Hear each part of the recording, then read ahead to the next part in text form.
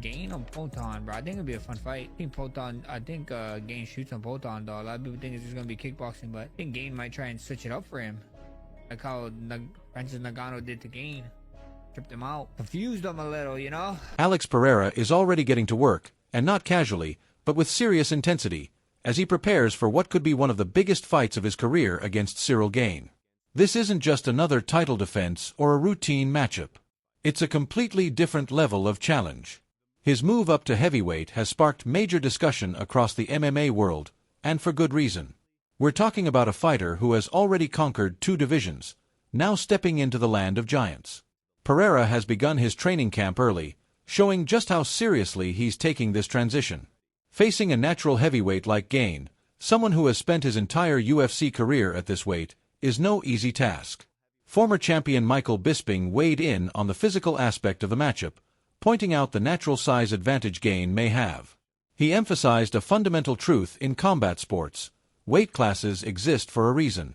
Moving up, especially to heavyweight, means entering an entirely different physical domain. Pereira, once a middleweight cutting down to 185 pounds, is now facing naturally larger athletes. While Bisping acknowledged Pereira's devastating knockout power, strong enough to trouble heavyweight,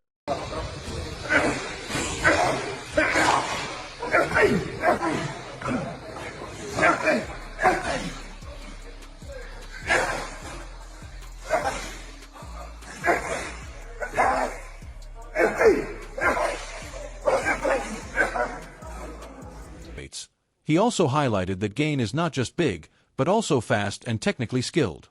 That combination makes him a uniquely dangerous opponent.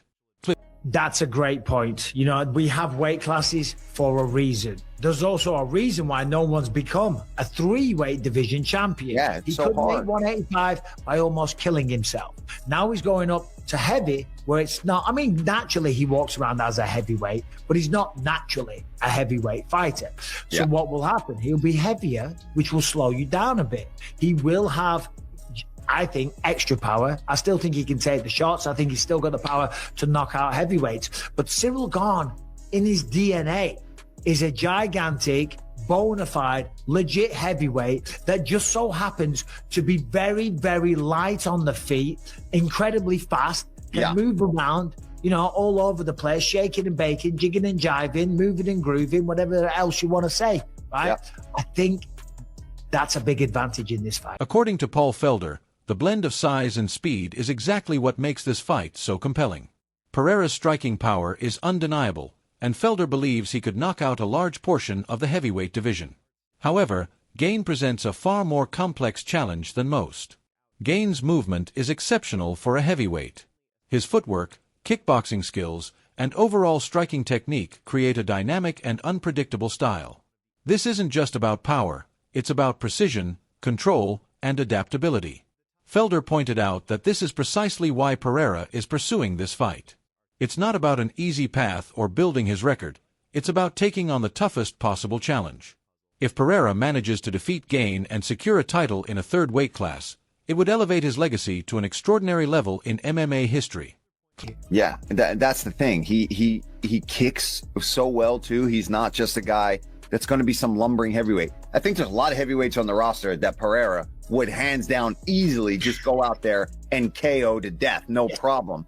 This one is a challenge, and I think that's what entices him, whether it was going to be Jones or whether it's going to be Cyril Gane.